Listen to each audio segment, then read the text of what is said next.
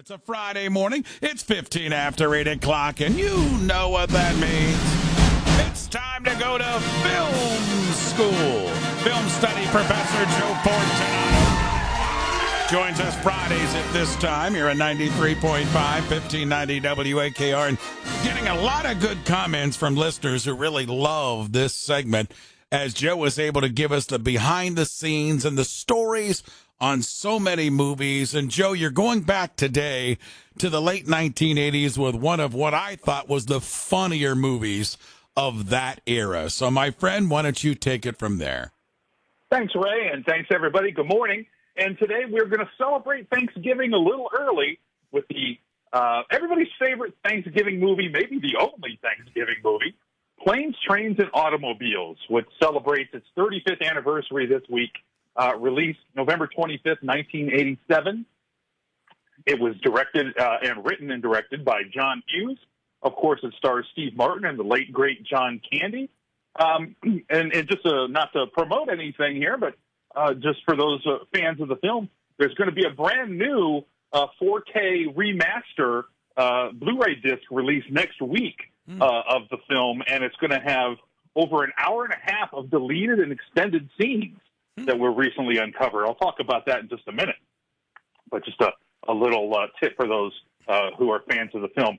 John Candy and Steve Martin both called this their favorite film of their own that they made. And writer-director John Hughes was inspired to write this film after an actual flight that he took from New York to Chicago, which was diverted, and it ended up taking him 5 days to get home. The irony is that he wrote the draft of the script in only 3 days, so it took him a lot less time to write the script than it actually took him to get home and inspire the film. It's one of the few films that John Hughes did where the main characters aren't teenagers. And on a couple of fun facts about the production of the film, Edie McClurg, who plays a small role as the rental car agent, she was in Ferris Bueller's Day Off, and she's done some stuff for John Hughes. John Hughes instructed her to improvise her rental car scene, and she simply just sort of riffed on a fake phone conversation about Thanksgiving plans while Steve Martin remained staring at her in line. And, of course, fans of the film know that one of the famous scenes there is that he follows that up with a whole minute, 60 seconds of expletives using the F word 19 times, which is actually the scene that actually inspired Steve Martin to take on the role. He loved that scene when he read the script. He goes, I'll do the film. That film caused the rating to be a rating of R instead of PG or PG-13 for that one scene. Some fun casting notes. We always like to talk about casting. John Hughes originally wanted Tom Hanks for the role of Neil Page and John Travolta for the role of Del Griffith. Well, yeah, Hanks was unavailable because he was shooting Big, which, of course, was a big hit for him, no pun intended. And Paramount executives didn't want Travolta in the movie because he was considered box office poison at the time. This is before he sort of had a resurgence, with Pulp Fiction a few years later. John Goodman was also considered for the role of Del Griffith. Rick Moranis was considered for the role of Neil. Some background stars were in the film, I guess I should say. Star Trek Voyager star Jerry Ryan, she was cast as an extra in the bus scene where John Candy sings the Flintstone song, which is a fun scene. Anyway, she was cast as an extra in the bus scene, but her part was cut from the final release. Why? Because she couldn't stop laughing at Steve Martin and John Candy, and she had no lines in the scene, but her uncontrolled laughter was too much of a distraction. So when she left, John Hughes reshot the scene without her, and she was out of the film because she couldn't control her laughter. I have to tell you, it's one of the movies that I almost laugh from beginning to end until you get Joe, to the last 15 minutes, and it comes full circle, and then you go, oh, I see. And then you kind of feel sorry for Del. Yeah, well, John Candy was really the master at playing pathos, and he's so funny, but he's so sweet and lovable as well, and that really makes you care for him as a character. In fact, the original ending of the film had him sort of realizing that, hey, let me let Neil go with his family and be with his family. I've been, kind of tagging along with him enough, and he kind of walks away.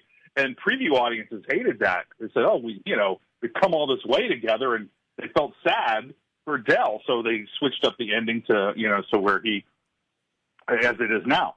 In fact, the original I mentioned earlier about so much lost footage available on the new Blu-ray.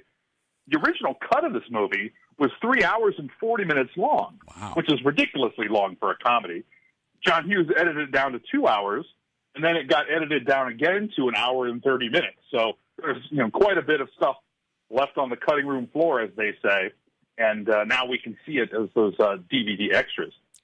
One other fun thing, maybe not so fun for Elton John, because Elton John was commissioned to compose a theme song for the film. And he had nearly completed writing it, and they were just about ready to record it. And Paramount Pictures, at the last minute, demanded that the original song become property of the studio. Well, Elton John's record company didn't want any of that. They wouldn't allow that under his contractual obligations. And Paramount and Polygram, his record company, couldn't reach a deal, and both composers, Elton John and his partner, withdrew from the project. So there's, an unproduced or unrecorded Elton John song out there that was never used for the film. And that makes sense from Elton John's perspective. And this movie really always hit home with me as well because of O'Hare Airport. I don't think I've ever gone in and out of Chicago's O'Hare Airport, Joe, without having some sort of delay. So this always hit home with me as they're trying to get in there and they're constantly delayed and diverted. And it's just a fun movie. I think you pulled out a real good one. Funny that you should say that because no transportation company, because of the nature of the film, wanted to appear inept or deficient in any way. So they didn't give the film any permission to use their likenesses or logos or anything. So the crew of the film had to rent 20 miles of train track and refurbish old railroad cars and set up scents that looked like airline terminals and design a rental car logo, and all that kind of stuff is all made up because, no one wanted to say, hey, we look bad. Planes, Trains, and Automobiles, as Joe mentioned, celebrating its 35th anniversary. I think one of the funniest movies of the 1980s. Good hit on that one, my friend Joe.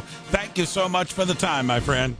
Thanks, Ray. We'll see you again. You got it. There you go. Film study professor Joe Fortunato taking us to film school with Planes, Trains, and Automobiles on WAKR.